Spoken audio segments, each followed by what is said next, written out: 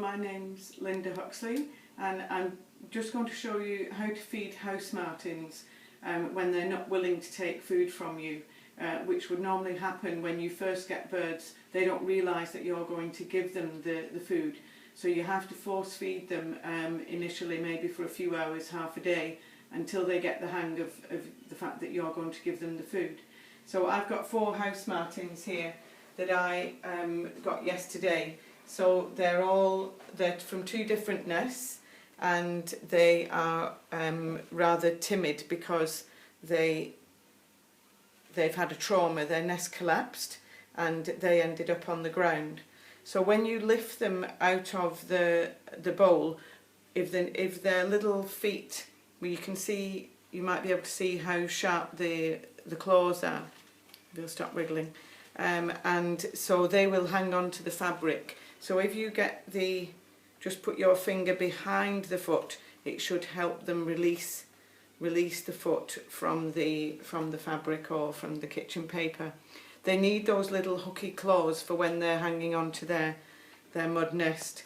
So this bird is maybe a week or so from fledging. You can see that the feathers are still in the sheath, and also the wings are too short. They should be quite long and crossing over.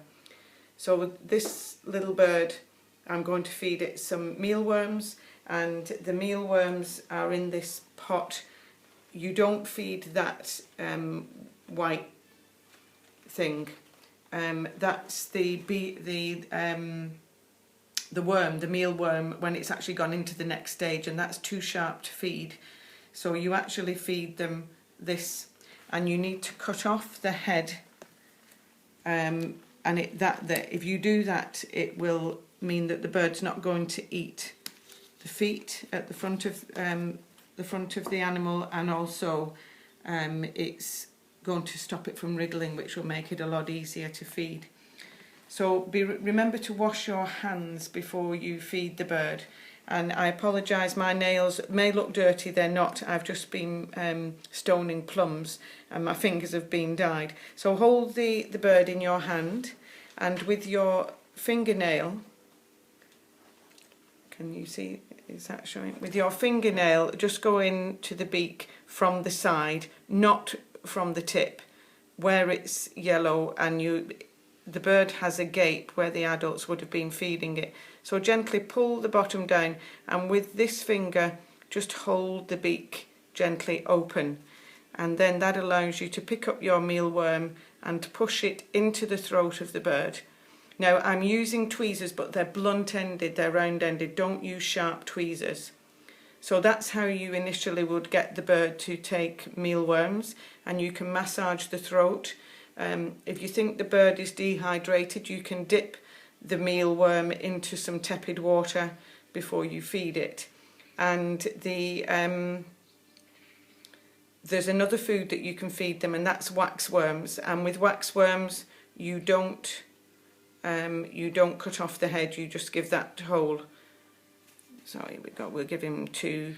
They can manage 2, maybe 3. Oops, no, he's not taking that. So that will happen, that they don't take it. You have to really try and get it above the tongue and into the throat. There we go. So then what I try and do to encourage them to take the food from me when they get a little bit more confident is I take the mealworm and I'll just wave it in front of the face. So this chick is not really responding to that, but after a while, when it gets a bit more confident, it will start to respond to the movement of the worm, and then it may gape and you can push the worm in, and that way gradually they will start to feed. It shouldn't take too long, half a day, maybe a day. And I then pop it back into the bowl. Now when you first lift up a bird, sometimes it will do its droppings. Whoops, that one's a bit lively. So just be prepared for that to happen. You see how that little one is clinging on to my finger. So don't yank that, because you could damage the foot, and a bird with a broken leg is not going to be able to perch and really has no future. So you just have to just push it from behind, and that should make it release. And if you do damage the nail and it starts to bleed, what you use to stem the bleeding on birds' legs is corn flour. Pad it with corn flour and it will eventually stop the bleeding. But a bird that has a bleeding foot will bleed to death unless you can stem it with the corn flour. Now there we go, he's been quite cooperative. And we'll just get another mealworm. Let's cut the head off. Sorry, there we go. So.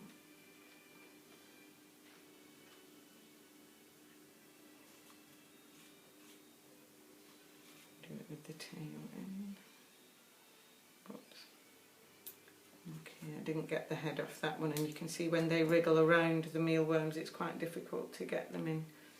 So you're only gently holding the mouth open, and you don't need to prise it more open than you really need.